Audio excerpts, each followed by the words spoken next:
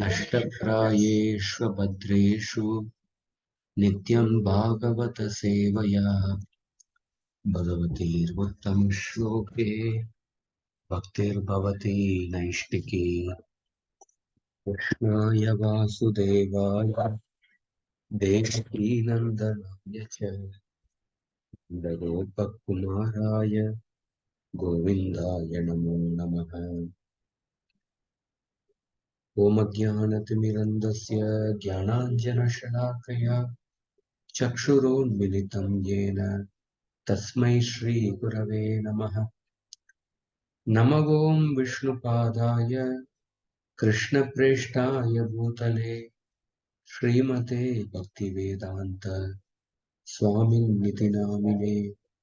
नमस्ते सारस्वति देवे गौरवाणी प्रचारिणे निर्विशेषा शून्यवादी पाश्चात्यदेशतारिणे।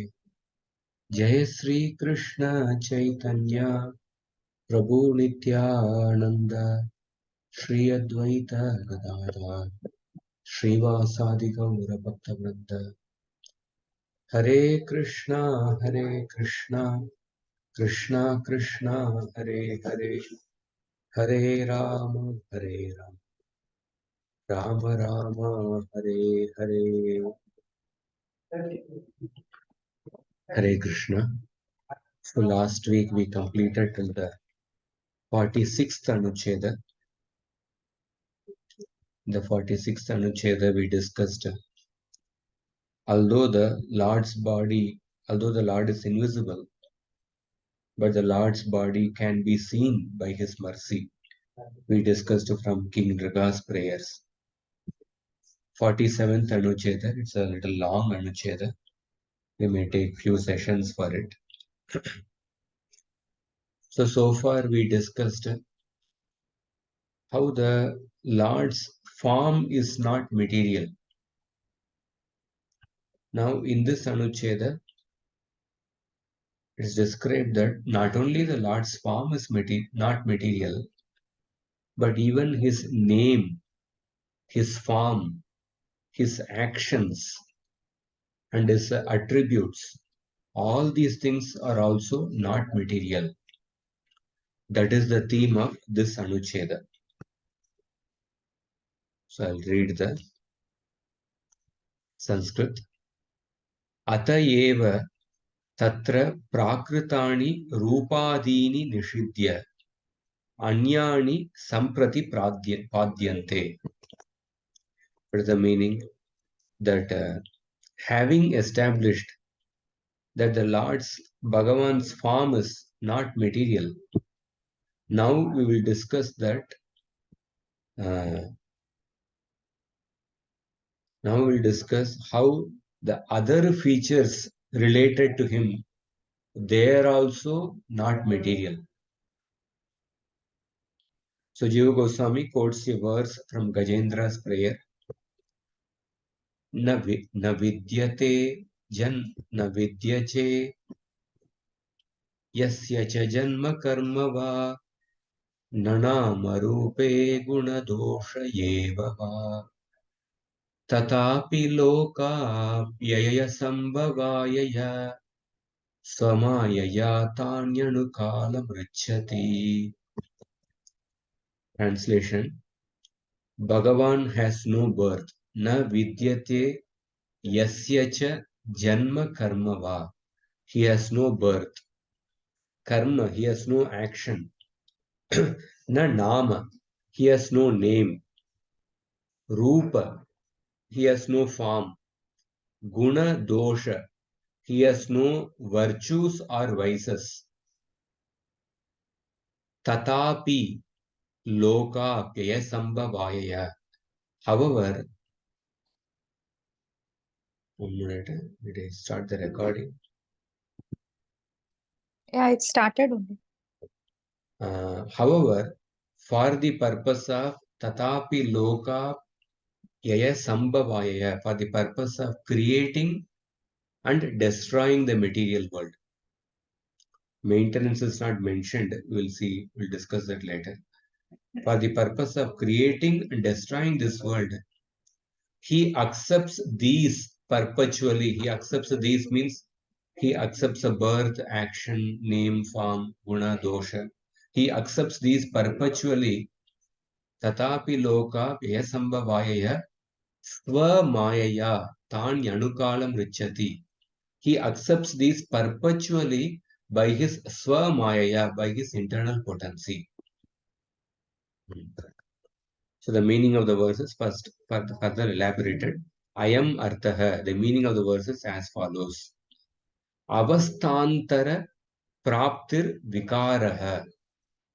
Vikara means a transformation. Vikara means what? Avastantara praptihi.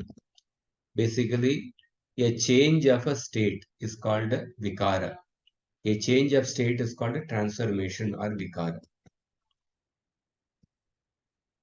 Tatra pratama vikaro janma iti.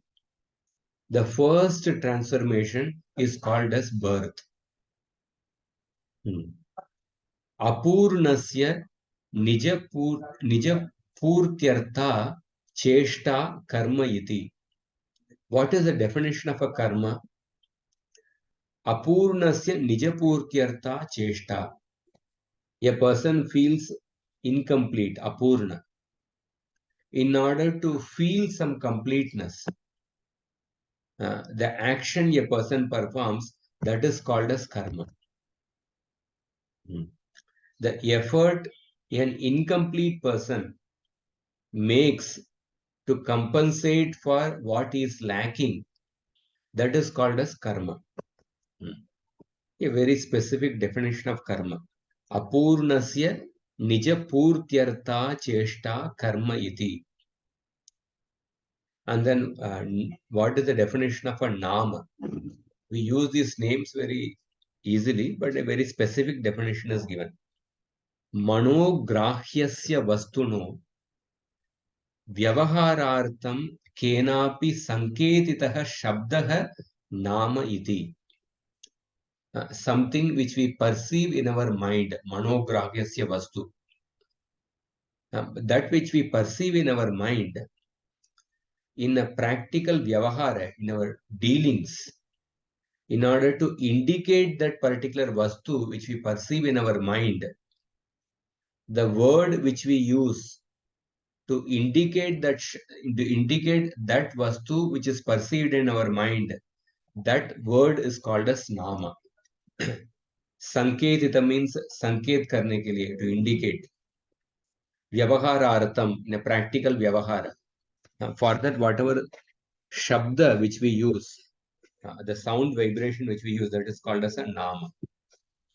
And then chakshusha grahyo gunaha rupam iti. Rupam means what? That quality which we perceive with our eye, that is called as a rupam. Normally, rupam refers to the form actually. In Nyaya Shastra, rupam refers to actually color. Rupam refers to color. It means the color is perceived only through the eye. So chakshusha grahyo gunaha rupam iti. Even a form sometimes you can perceive even by closing your eyes. You may actually put your hand and then perceive the form. Suppose a tennis ball is there. You can perceive the tennis ball even without an eye, with the help of your hand. You may actually carry the ball in your hand and then you can perceive, okay, this is a tennis ball. But rupam, that is why, but therefore rupam means actually one of the, in the Nyaya Shastra particularly, the rupam refers to a color. Because color cannot be perceived with our hand. Color cannot be perceived with our other senses. Color can be perceived only with the eye. So chakshusha grahyo gunaha. That quality which is perceived with our eye, that quality which is perceived only with the eye. What is that quality? That is rupam, that is color. Or we can take the other meaning also. Rupa means a form also. And then सत्वादि प्राकृत गुण निदानो द्रव्यस्य उत्कर्ष हेतु धर्म विशेषो गुण इति प्रकृतिजे लोके दृश्यते. So this sentence gives a definition of the word guna. What is the meaning of the word guna? The specifying characteristic that grants eminence to any object and which springs from the material gunas, sattva, raja and tamas. That is called as a quality, a guna. And these definitions are applicable in the world which is born of the material nature. So, prakriti je loke drishyate. Prakriti means material nature. Prakriti ja means born of material nature. So, all these definitions, the definition of a janma, karma, nama, rupa, and guna. These definitions of these things, these words, they are actually applicable in the world born of material nature. And then further, Jiva Goswami says that Yasya cha sarvada swarupastatvat purnatvat manaso api agocharatvat swaprakashatvat prakriti atitvat tani na vidyante tatapi yastani richati prapnoti tasmai namaha iti uttara shlokena अन्वयः. Yasya cha sarvada swarupastatvat. That person who is always situated in his swarupa, swarupastatvat. That person, because he is always situated in his own swarupa, in his own nature. And purnatvat, because he is complete. Karma is performed by a person who is incomplete. In order to feel completeness, the activity performs as karma. But in the case of Bhagavan, he is always complete. He is always complete. Therefore, there cannot be karma for him. And manaso api agocharatvat. The Bhagavan cannot be perceived even with our mind. But nama, name is something which an object which we perceive in our mind. In order to indicate that object in our vyavahara, whatever sound vibration which we use, that is a nama.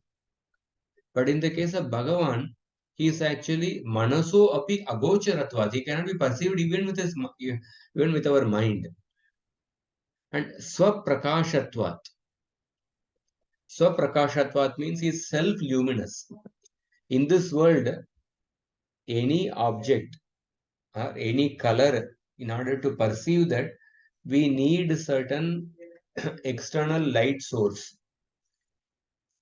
You need a tube light or sunlight in order to perceive the color. But the Bhagavan is swaprakashatvat, he is self-luminous.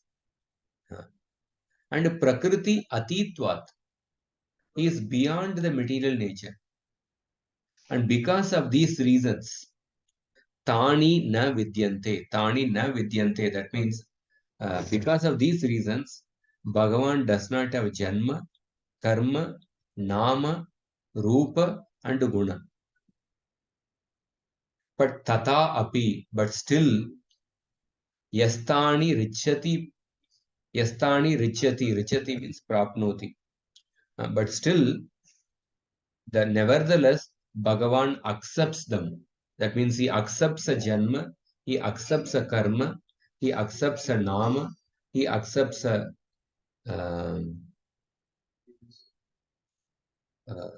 guna, he accepts a janma, karma, nama, rupa and guna. Nevertheless, he accepts them. And this particular shloka, which we are reading, na vidyate yasya cha janma karma va nanama rupe gunadosha eva va tatapi loka vyayasambhavaya swamayaya tan anukula mrachati. This shloka should be read along with the next shloka in the Bhagavatam. So, in the next shloka, the word tasmai namaha comes. My obeisances unto him. So, the tasmai namaha should be included in the shloka. To that person who does not have a name, form, quality, janma, but still he accepts them. But still one who accepts them. To that person, I offer my obeisances. So, and then further, Jiva Goswami says that Atayeva Shrutya api. Now he quotes certain shlokas from the Vedas, Shruti. Na Atayeva Shrutya api. First is from Tretasvatara Upanishad. Nishkalam Nishkriyam Shantam Ityadau Ashabda Ashabdam Asparsha Marupam Avyayam. Ashabda Asparsha Arupam and Avyayam. Ityadau cha tan nishidyapi sarvakarma sarvakamaha sarvagandha sarvarasaha. Chandogya Upanishad. Ityado vidiyate. So, Jiva Goswami is quoting two shlokas, one from Shvetasvatara Upanishad, another is from Katha Upanishad. These two shlokas, Nishkalam Nishkriyam Shantam. Nishkalam, he is undivided. Nishkriyam, he is inert. He has no karma. Shantam, and peaceful. And then Katha Upanishad says that Ashabda Asparsha Arupam Avyayam. He is imperishable. He cannot be perceived by the eyes, ears, or sense of touch. So these two shlokas from the Upanishads, they are similar to the Bhagavan has no form, qualities, janma, etc. But then there are other shlokas in the Vedas. For example, Chandogya Upanishad says that Sarva Karma, Sarva Kama, Sarva Gandha, Sarva Rasaha.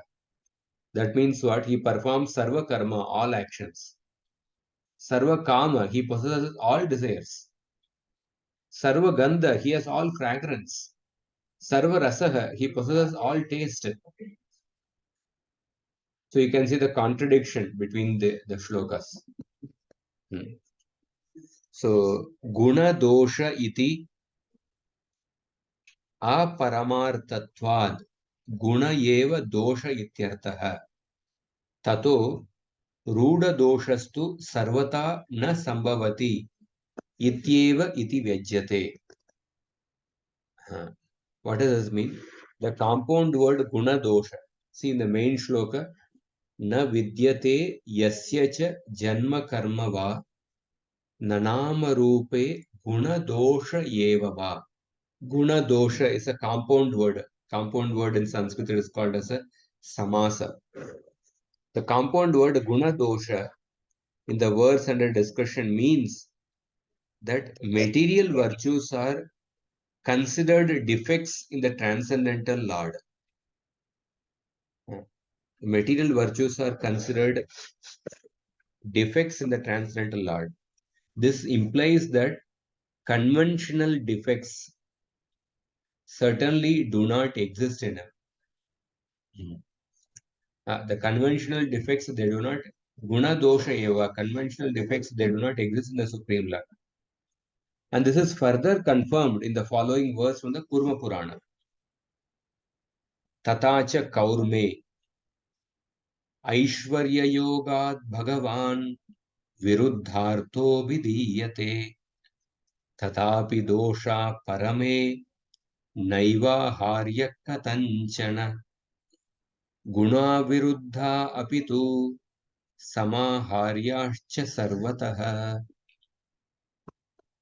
So what is the meaning of the Kurma Puran shloka? Aishwarya Yoga, because the Bhagavan is endowed with the supreme magnificence. Therefore, he is called Viruddhartha. Viruddhartha means one who has contradictory qualities. But although opposite qualities exist in him, one should never assume Bhagavan to possess defects. All the virtues, even contradictory ones, exist in him, but one should never assume him to possess defects.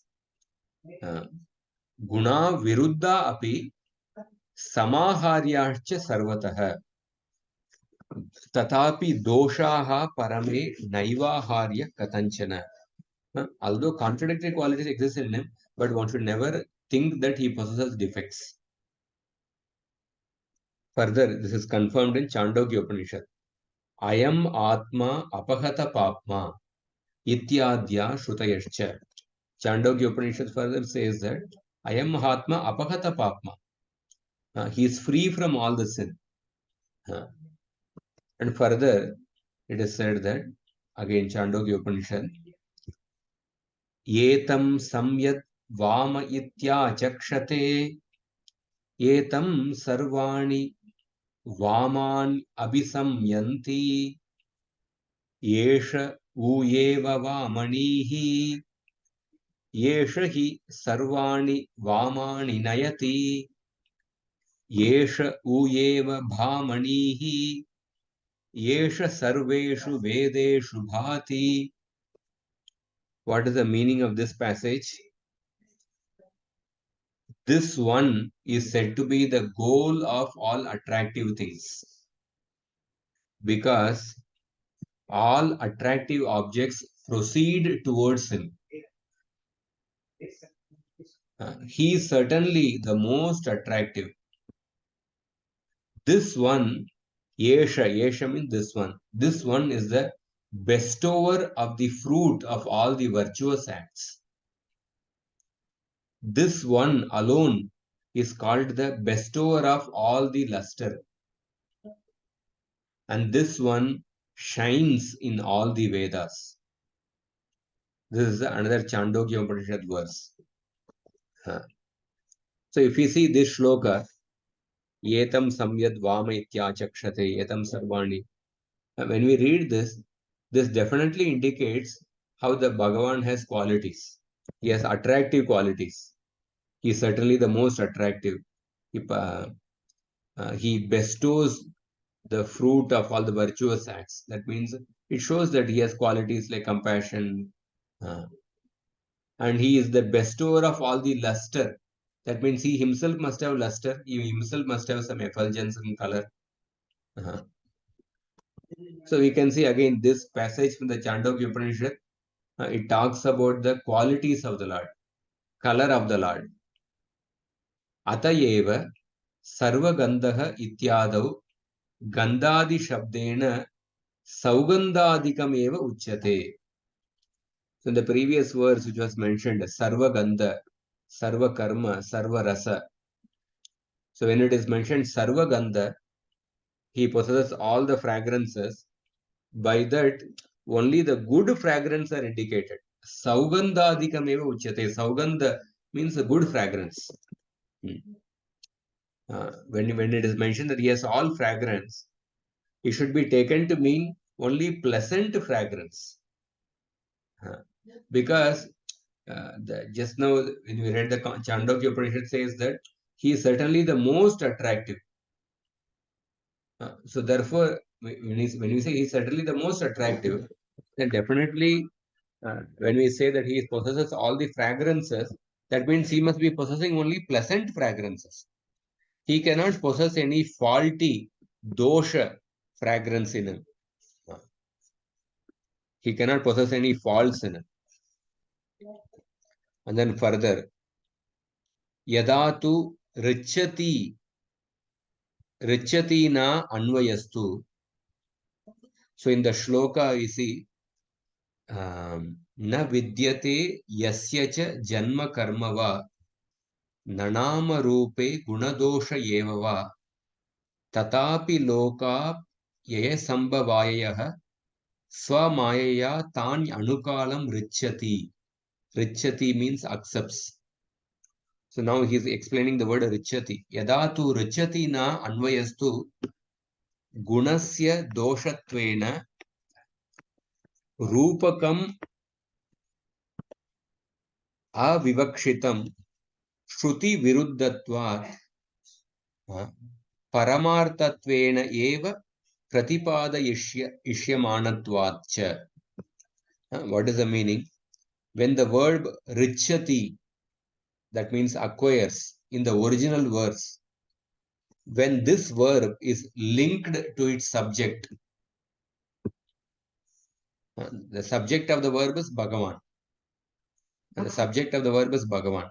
When the verb richati is linked to its subject, that is Bhagavan, then the word guna cannot refer to defects. The word guna cannot, he accepts what? Tatapi loka pyayasambhavayah tan anukalam richati. Although the Bhagavan has no name, form, quality, guna, dosha, etc., but still he accepts them. It is mentioned. But he accepts them. He accepts the guna and he accepts the dosha. But when he accepts the dosha, it cannot refer to the defects in the mundane sense. When we say that he accepts a guna, it cannot refer to the defects because it would contradict the other Vedic statements. The other Vedic statement which say that he is certainly the most attractive. If he is having a dosha, how can it be the most attractive? If he is having a durgandha, how can he be most attractive? So therefore, the word guna cannot refer to defects because that would contradict the Vedic statements. And because it will be established that any such attributes are transcendental. Whatever apparent fault which we see in Bhagavan, that is actually truly not a fault. Even that fault only attracts the people towards the apparent fault, like Krishna stealing the butter. It is actually not a fault. In fact, people are attracted to Krishna stealing the butter and they want to sing songs about that. Therefore, when we say that he accepts the gunas, it cannot refer to any faulty gunas because that would contradict the Vedic statement which clearly state that he is certainly most attractive. And further, Jiva Goswami says that Nanu ekatra tesham janmadinam bhava abhavayor viroda it ashankya tad virode hetumaha swamayaya iti anyata anupapatti pramita dustarkya swarupa shakti reva tatra hetuhu. What is the meaning here? Intuiting that the simultaneous existence and the non-existence of the Lord's qualities, birth and action would be thought contradictory. So therefore, Gajendra provides a reason for the congruency in the phrase. So it was mentioned that how the Lord possesses contradictory qualities. The Kurma Puran verse shows that Viruddhartha, Bhagavan is one who has contradictory qualities. So the simultaneous existence and non-existence of the Lord's qualities, that would be thought as contradictory. Therefore, Gajendra provides a reason how the Lord can possess contradictory qualities by the phrase Swamaya.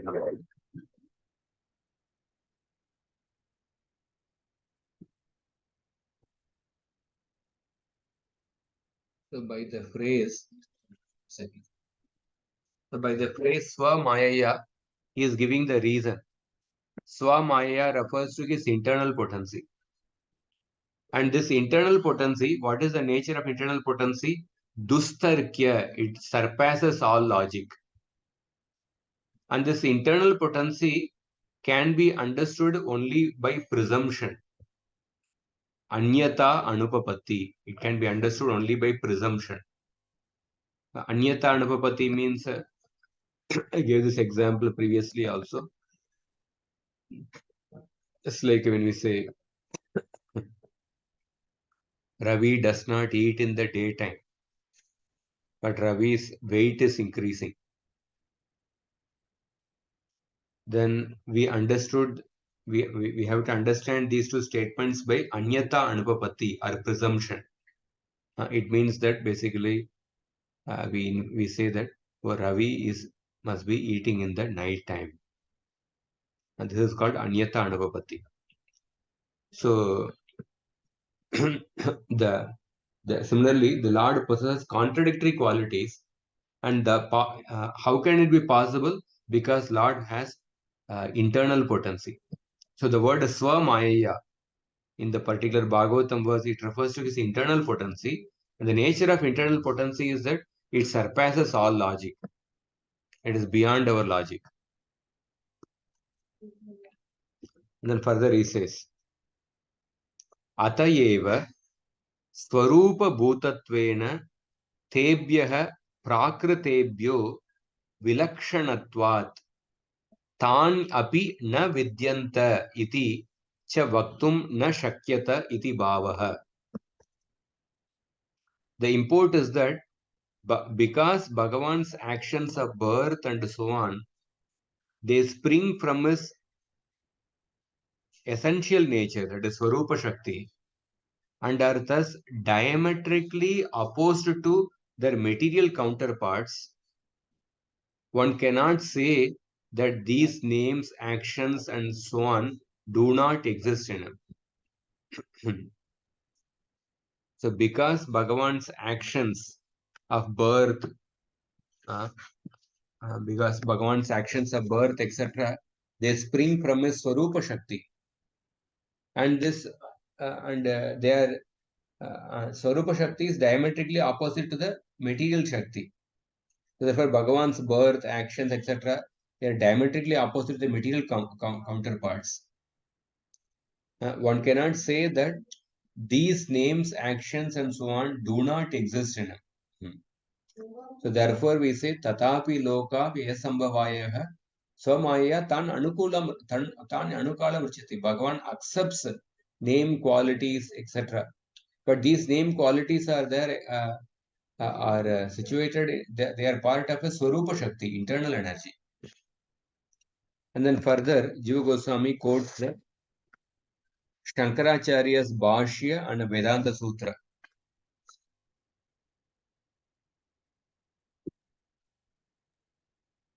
Hare Krishna, Prabhu. Very good. Prabhuji, he does possess the contradictory to material, that Nama, Rupa, Guna and other attributes. But why does he possess that? Because to satisfy the devotees, or to have performed the Leelas?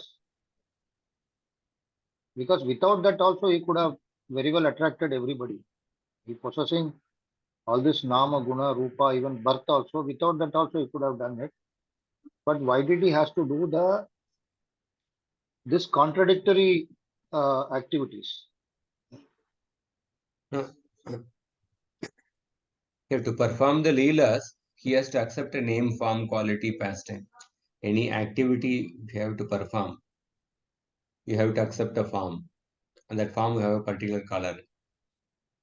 That form will have a particular name. So he performs, he accepts. Bhagavan has no name, form, qualities, pastimes in the material sense, but at the same time he accepts the name, form, qualities, pastimes, etc. Name, form, qualities, actions for the purpose of the Leelas. That is the reason. For the purpose of performing different pastimes in the world. Yeah, thank you, Prabhu. So Shankaracharya's commentary on the Brahma Sutra, Samakarshat 1.4.16. In that, Jiva Goswami is quoting that Ityatra Nama Rupa Vyakrita Vastu Vishayah Swachandah प्रायेण प्रसिद्ध इति तत् व्यकरण अभाव अपेक्षया प्रागुत्पत्तेः सदैव ब्रह्मश्रुता श्रुता वसद् इत्युच्यते इत्युक्तं तथैव ज्ञेयम्. The Shankaracharya in this commentary he says that because in common parlance the word sat means existing. Because in common parlance sat is used to indicate objects that have name and forms. So Brahman, which certainly existed before the creation, is said to be asat. Asat literally means non-existent. Literally means it means non-existent. But Brahman, which existed, certainly existed before the creation, is said to be asat in the Shruti due to not having manifest names and forms. So in common parlance, the word sat refers to anything which is existing, which indicates that that existing object has a name and form. But Brahman is called as asat in the Shrutis because Brahman does because of not having manifest names and forms. This is how Shankaracharya writes in the Vedanta Sutra. We will see further explanation of that. So Atayeva Shri Vishnu Purane Gunam cha dosham cha mune vyatita ityuktva punaraha samasta kalyana gunatmakohi. So in the Vishnu Purana it is mentioned that Bhagavan does not have guna and dosha. Gunam cha dosham cha mune vyatita. But after saying this, immediately it is mentioned that samasta kalyana gunatmakohi. He possesses all auspicious qualities. Immediately after that, it is mentioned that he possesses all auspicious qualities. And then further Jiva Goswami quotes from Vishnu Puran. Jnana Shakti Balaishwarya Virya Tejam Asheshatah Bhagavat Chabda Vachyani Vina Heyair Gunadibihi. The word Bhagavan means what? Knowledge, sensory power, bodily strength, controlling power, inconceivable power, and effulgence or beauty. Vina heir gunadibihi, devoid of any repellent qualities, devoid of any inferior repellent qualities, any doshas. And then again Padma Puran, he quotes from Padma Puran. Yosau nirguna ityukta shastreshu jagadishwaraha prakriter heya samyuktair gunair heenatvam uchyate. This is a very important shloka. Padma Puran Uttarakhanda. What is the meaning of the shloka? When the Lord of the cosmos is said in the scriptures to be devoid of qualities, nirguna, it means that he has no profane material qualities. When Bhagavan is said to be nirguna in the Shastra, it means basically he has no material qualities. It's a very direct statement from the nirguna. It does not mean that he has no spiritual qualities. It means basically he has no material qualities. So, nacha swamayaya iti anyatartham mantavyam. So, therefore, the meaning of the phrase swamayaya should not be taken to mean anything other than his internal potency. So, the word swamaya in the shloka, it refers to internal potency. So, don't take the meaning of the word swamaya to be anything other than the Swarupa Shakti. Now, he gives the different meanings of the word maya from different dictionary. First, he quotes स्वरूपभूतया नित्यशक्त्या मायाक्यया युतः अतो मायामयं विष्णुं प्रवदन्ति सनातनम्. So it is a Vedavakya iti Shrutehe. The Shrutis it is mentioned that The eternal Sri Vishnu is called Mayamayam. Is called as Mayamaya, or the possessor of Maya, because he is united with his eternal energy called Maya as part of his essential nature, as part of his Swarupa. Swarupa Bhutaya Nitya Shaktiya Maya Kiya Yutaha. Therefore, Vishnu is called as Mayamaya. Vishnu is called as Mayamaya because he is eternally united with the Swarupa Shakti. Atma Maya tad ichcha syat iti Mahasamhitataha. Another verse from the Mahasamhita. Another verse from the Mahasamhita. It means that Atma Maya means his will. Atma Maya means his will. Tad ichcha syat. And then he quotes another shloka from Shabda Mahodadi. It's a dictionary. त्रिगुणात्मिकात ज्ञानं च विष्णुशक्तिस्तथैव च माया शब्देन भण्यन्ते शब्दतत्त्वार्थवेदिभिः. The word Maya means Triguna. It can refer to the three gunas, Sattva, Raja, and Tama. Or Maya means Jnana, knowledge. Or Maya means Vishnu Shakti, the Shakti of Vishnu.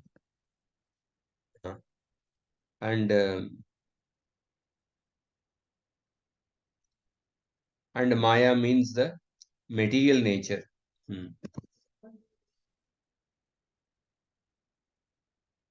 These are all the different meanings of the word Maya. And then further he says, Maya Vayunam Jnanam iti Nigantuhu. Nigantu is another dictionary. According to this dictionary, Maya means the faculty of perception and knowledge. Maya Vayunam Jnanam. The faculty of perception and knowledge. And then another dictionary. Maya Syat Shambari Buddhyoho iti Trikanda Sheshacha. So according to another dictionary called as Trikanda, Maya means illusion and knowledge. He is giving different meanings of the word Maya according to different dictionaries and different shlokas.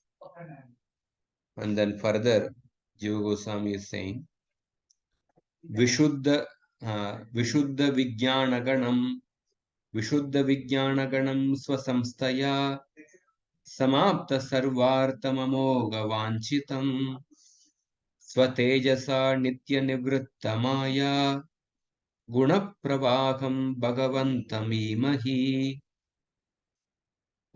This is the shloka spoken by Narada Muni, the 10th canto, 37th chapter. Narada Muni, you know that Narada Muni comes to Vrindavan and then he remains Krishna. You are just absorbed in your Vrindavan Leela here, but then you have so many things to perform outside Vrindavan. You have to kill so many demons outside Vrindavan. And please come out of Vrindavan. Narada Muni comes and remains Krishna of his purpose of removing the burden of the earth. And Narada Muni remains so many things about Krishna. You have to speak Bhagavad Gita, you have to kill Kamsa, you have to do many other things. So when Narada Muni comes there, at that time Narada Muni is glorifying Krishna. We approach the Supreme Lord who is pure consciousness personified. Vishuddha Vijnana Ganam is a personification of Vishuddha Vijnana Ganam, and whose goals are automatically accomplished. Samapta Sarvartam. His goals are automatically accomplished by virtue of his being situated in his own existence, and whose desires are always fulfilled, and by whose prowess the flow of the three gunas of Maya is ever dispelled from him.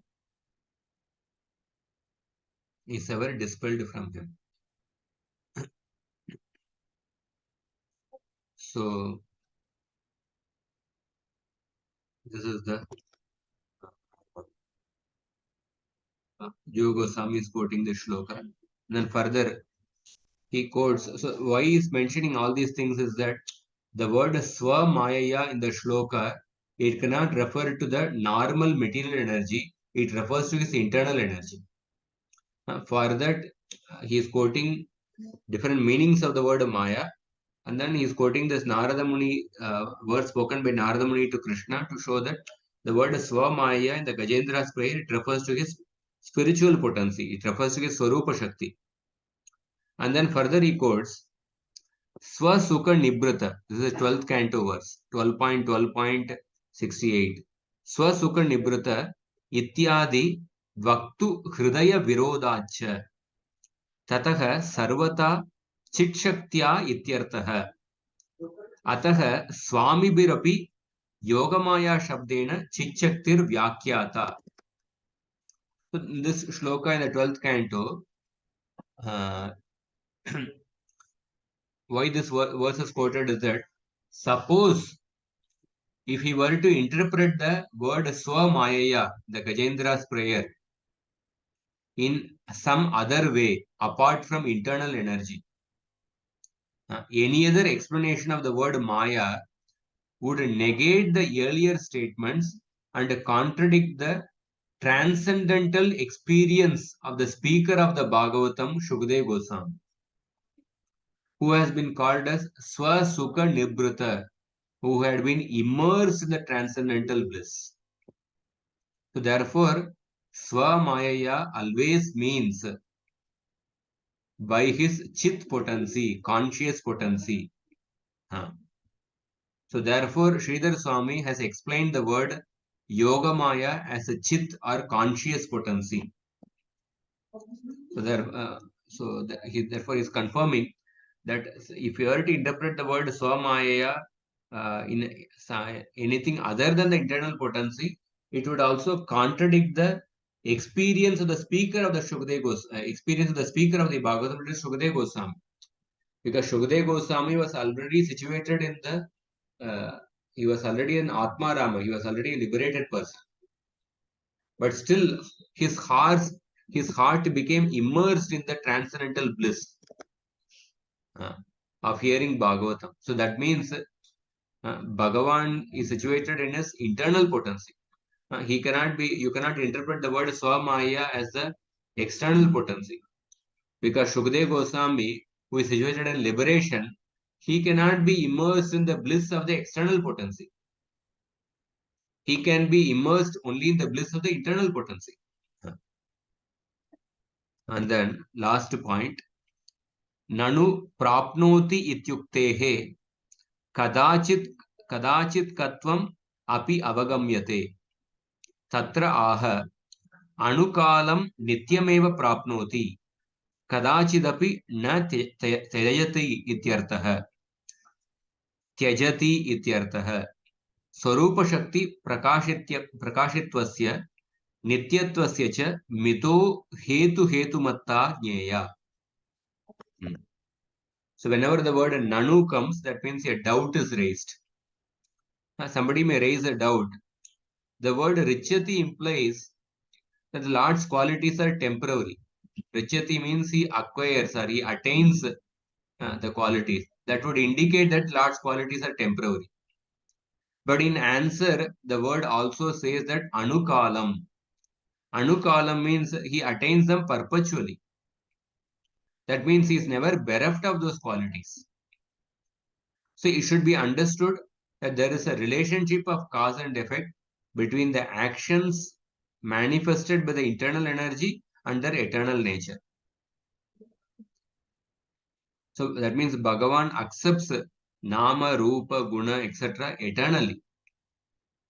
Just because the word accepts richati is used, one should not think that these qualities are temporary. Therefore, the word anukalam is used that shows that he attains them perpetually. So now I will just go through the commentary and then we will conclude.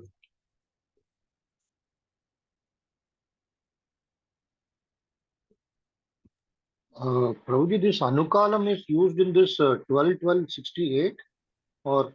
No, anukalam is used in the Gajendra's prayer. Say 8-8. Na vidya, Yeah. 8-8-3. न विद्यते यस्य च जन्म कर्म वा न नाम रूपे गुणदोष एव वा तथापि लोकात् यः संभवायः स्वमायया तान् अनुकालं ऋच्छति. Anukalam.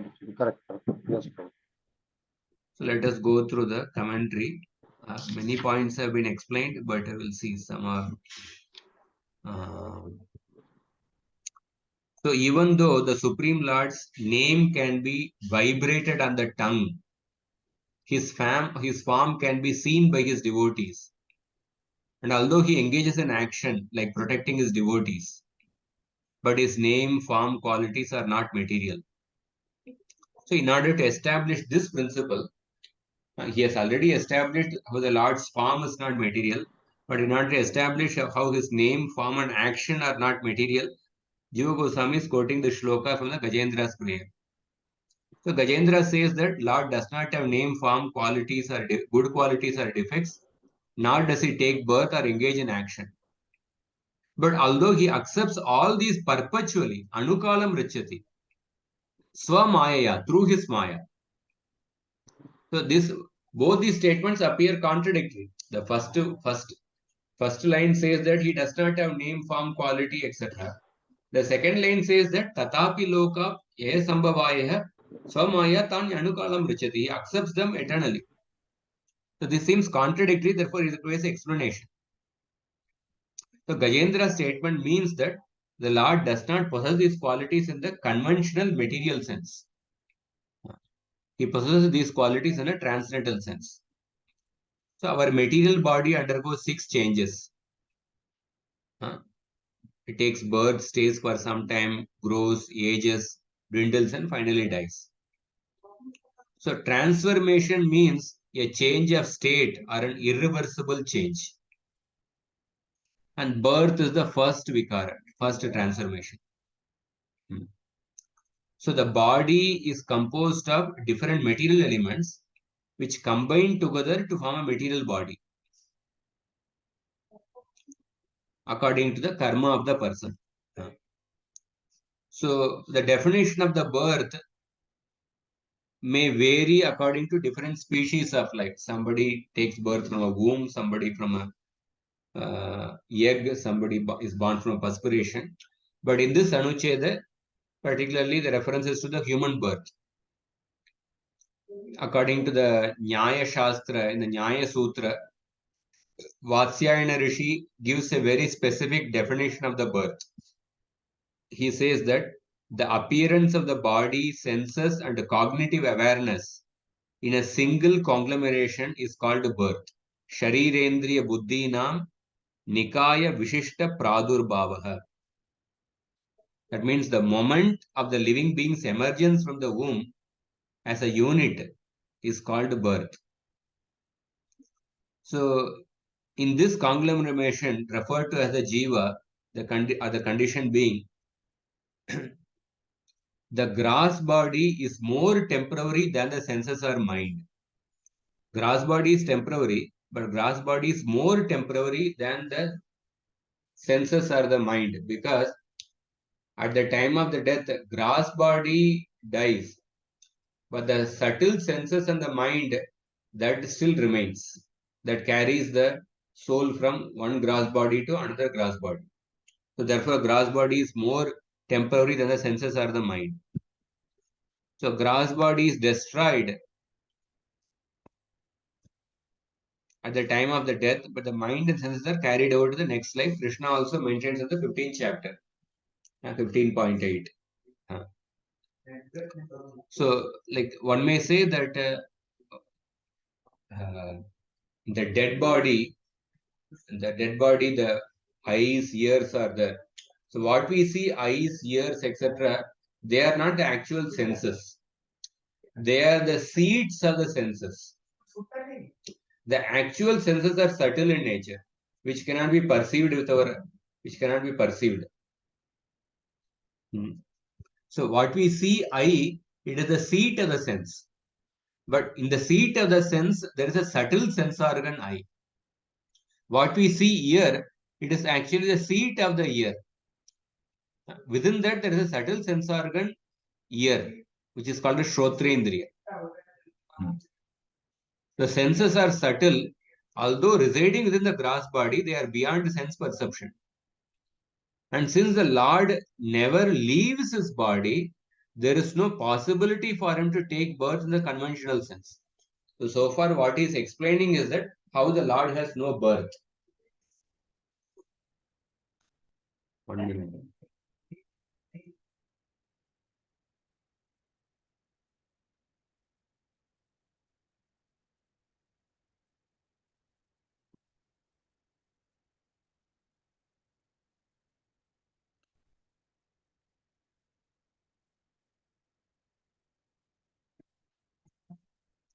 So in the case of the conditioned jiva, he actually leaves a gross body and therefore he takes birth in another gross body.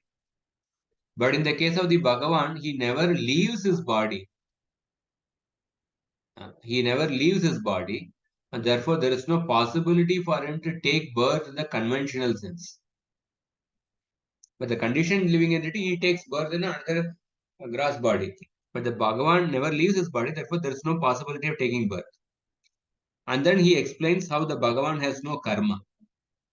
So karma refers to the endeavor undertaken in order to fulfill one's desires. So Bhagavan is free from such karma because he never has any material desire to fulfill.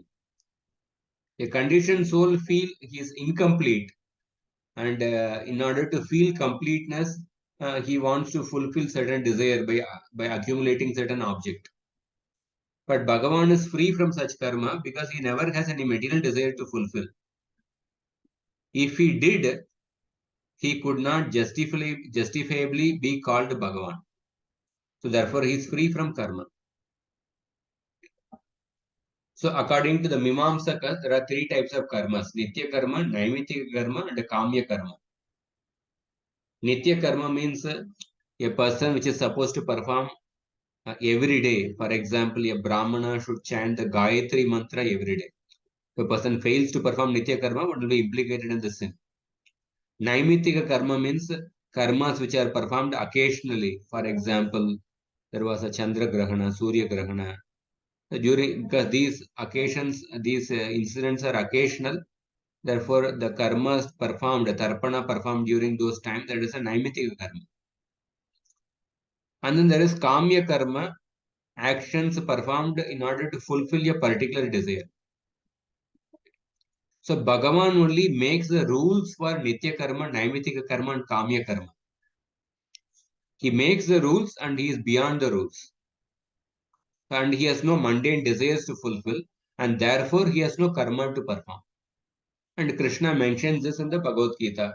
Name parthasti kartavyam trishulokeshu kinchana nanavaptam avaptavyam vartayevacha karmani. That I have no duties to execute in the three worlds. I have nothing unattained to achieve that I am ever engaged in action. So till this point, he explains that how Bhagavan has no karma. And now next he explains that how Bhagavan has no nama. So in the material world, every object or a phenomenon has a name which is a signifier that acts as a signifier for it. A name basically serves the two purposes: to distinguish one object from another, and secondly, it provides a means to refer to the object in a practical dealing. To refer to an object and conceptualize the particular object or a phenomena for a practical dealing. If I want to say that, give me two pens. In practical dealing, you need a name for that object, pen. And also to differentiate pen from a table. That is also another purpose of the name. So those objects or phenomena that have names are perceived either directly or indirectly through the mind and senses. But because Bhagavan is beyond the scope of the mind and senses, so therefore Gajendra says that he has no name, nanama. And then next he explains that how Bhagavan has no rupa. Rupa means, so the attribute which is perceived by the eyes is called Rupa, means a color or a form. So this definition is applicable only to the gross forms. For microscopic objects like atoms also have form. Our eyes cannot see the air, which is formless. So the atoms also have form, but you cannot perceive the color of the atom. So therefore, Rupa is applicable only to the gross forms. And our eyes cannot see the air, because air is formless. So Bhagavan is also not visible to us, but that does not mean that he is formless like the air. The Lord cannot be seen with the material eyes because he has a transcendental form. So why it is said that Bhagavan has no Rupa? Because he cannot be seen with our material eyes. Because Rupa means that which can be perceived with our eyes. We cannot perceive the air with our eyes, therefore air is formless. So because Bhagavan cannot be perceived with our material eyes, therefore he is called as, he has no Rupa. And then about the Guna. The distinctiveness of an object is manifest by the gunas of material nature.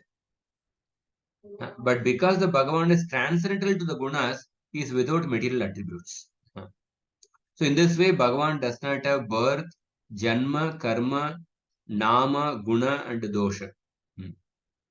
So this means that his birth and action are not material, nor are his name, form and qualities. He is always in his swarupa, and therefore he has no birth. And he is always complete in himself, so therefore there is no need to perform action. And he cannot be perceived by the mind, and therefore he has no name. And because he is self-luminous, the perception of his form is no way dependent on the material eyes. In this world, in order to perceive the color of an object, you are dependent on the, say, external source of sunlight or tube light, and also you are dependent on your eye.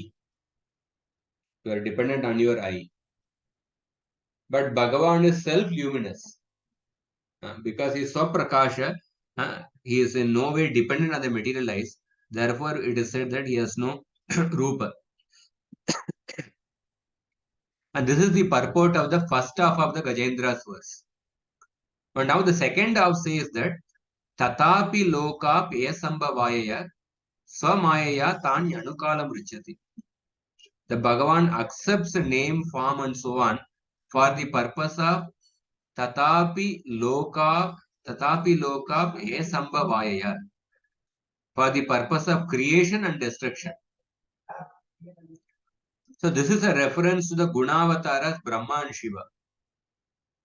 Gajendra does not say the Lord accepts birth, name and so on for the purpose of maintenance in his manifestation as Vishnu.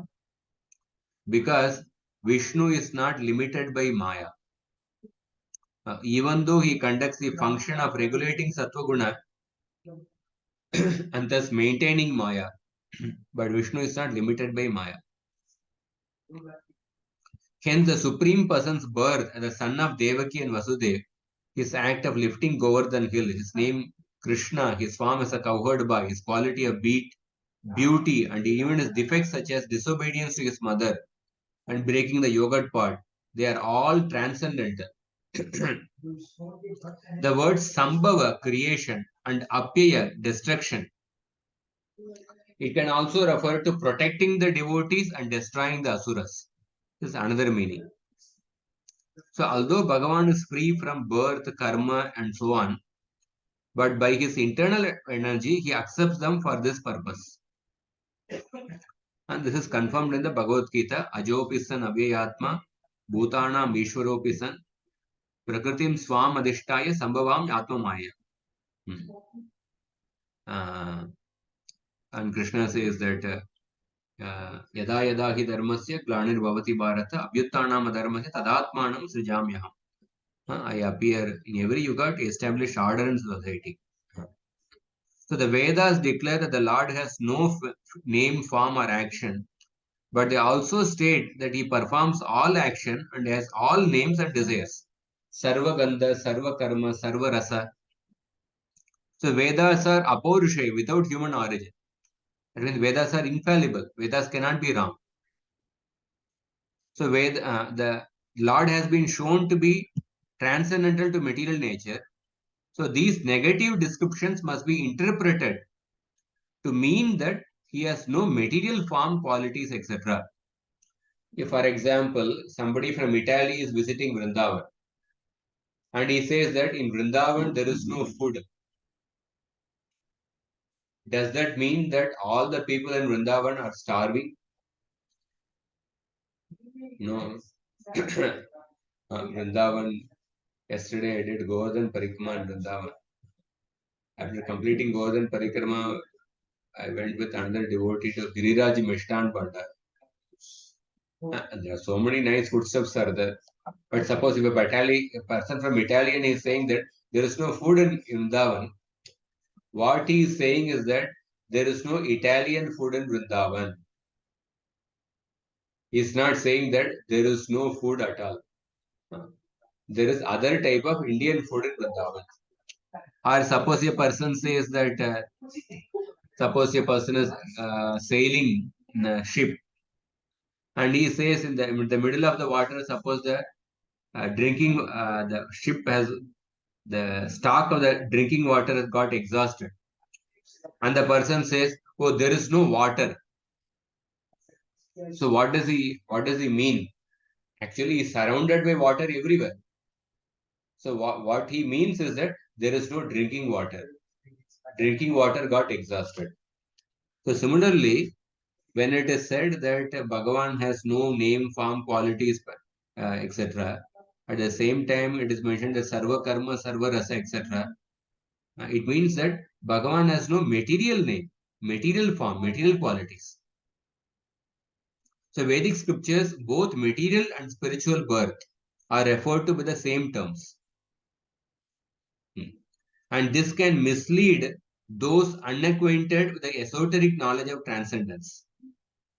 But if these statements are studied in the proper light, one will understand that there is no contradiction. Moreover, Bhagavan is uniquely and inherently endowed with mutually contradictory attributes. And then the compound word guna dosha in the principal verse of the anuccheda implies that Lord has no material attributes, since whatever good qualities may exist on the material plane ultimately reinforce dualism. Any good quality which exists in the material plane, it gives rise to duality. Therefore, a material quality is also regarded as a defect only. Or in other words, imposition on spirit from the spiritual standpoint. So the absence of material qualities or defects is confirmed in the verse quoted from the Kurma Purana and the mantra from the Chandogya Upanishad. The complete mantra states that Apahata Papma, he has no sin, he has no old age, no death, no sorrow, no hunger, and no thirst. But his desires are always fulfilled, and he will never and his will never fail. Apahata Papma, I think other qualities are Apahata Papma. This is a very famous verse. Yesha Atma Apahata Papma Vijaro Vimrityu Vishoko Vijigatso Pipasa Satyakama Satya Sankalpa. I'll just complete this just quickly. So therefore, when it is said that Bhagavan has all the orders, Sarvagandha, it means he has all fragrances but not the four orders. The same is to be understood about other qualities such as taste and touch. Now somebody may raise an objection. The first half of the verse, Gajendra said that Lord has no attributes or defects. But the second half, it is mentioned that Anukalam Richati, the Lord accepts them perpetually. It implies that he also accepts the defects. In response, Jiva Goswami says that the Lord is transcendental to the material gunas, and thus there is no possibility of him accepting any material quality, good or bad. In his pastimes in the material world, Bhagavan behaves like a human being and displays what appear to be defects from the material viewpoint. But as already stated, there can be no material defects in him. That is the import of the word Swamaya. The word Swamaya should not be interpreted here to mean illusory energy, because the illusory energy cannot exert its influence over Krishna. Swamaya means his internal potency. So Narada confirms this in his prayer. Kridartham abhyata manushya vigraham. You accepted a human form for your pastimes. If Bhagavan's attributes and qualities were a manifestation of the material Maya, then a liberated person like Shukdev Goswami would not have experienced great pleasure in hearing Srimad Bhagavatam, which described the activities of the Lord. Now, Shukdev Goswami was an Atma Rama, liberated person. Yet he gave up his absorption in the Brahman upon hearing the Lord's pastimes. This is possible only if Bhagavan's name form qualities are without a tinge of the mundane. Otherwise, why would he take pleasure in something mundane? So therefore, the word Swamaya, it refers only to Bhagavan's internal potency, not a material Maya. And the complete verse is 12.12.68. I bow down to the son of Vyasa, who, though fully situated in his own bliss and consequently free of any conception of duality, became attracted in his very essence, the enchanting presence of the invincible Krishna. Although it is said that the Lord accepts birth and so on, which would imply that they are temporary, the verse counters this by saying that he accepts them perpetually, anukalam. So, according to the Sanskrit grammar, the present tense richati also implies eternality. The Supreme Lord is eternal and his pastimes are eternal, and because they are manifestation of his Swarupa Shakti or essential nature, which is inseparable from him. And that is the significance of the word anukalam richati, swamaya anukalam richati. According to the modern physics, energy means the capacity to perform work. And there is pleasure in possessing energy. But that pleasure increases considerably when energy is put into action.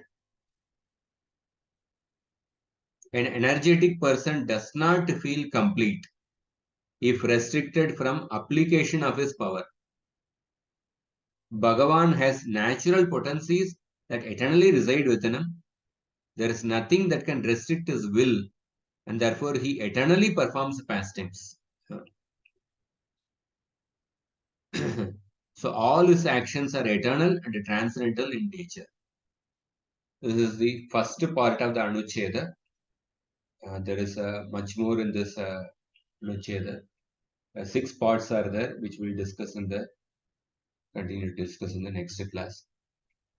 Anybody has any questions or comments, you can.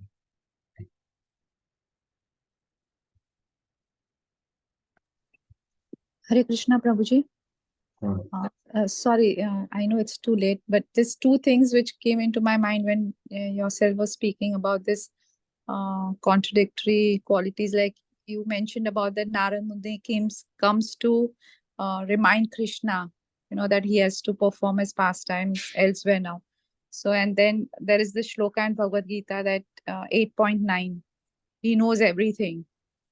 So that, and also how to bewilder the atheist. You yourself mentioned he never leaves his body, and how to bewilder the atheist. He performs this human-like pastime. He leaves his body. Jara. Yeah. Although Krishna is all-knowing, Vedagam samatitani vartamanani charjuna bhavishyani cha bhutani mam tu vedana karchana. This verse also is a 7th chapter, but still Narada Muni comes and remains because Krishna becomes absorbed in his pastimes. Thank you. Thank you, Mataji.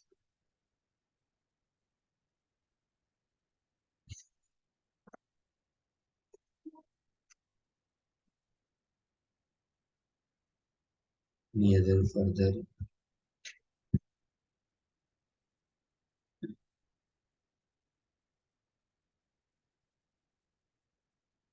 Okay. Stop here. Then continue from the next.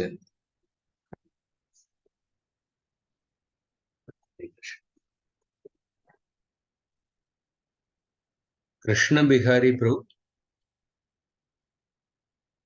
Yes, Prabhu. What is your legal name?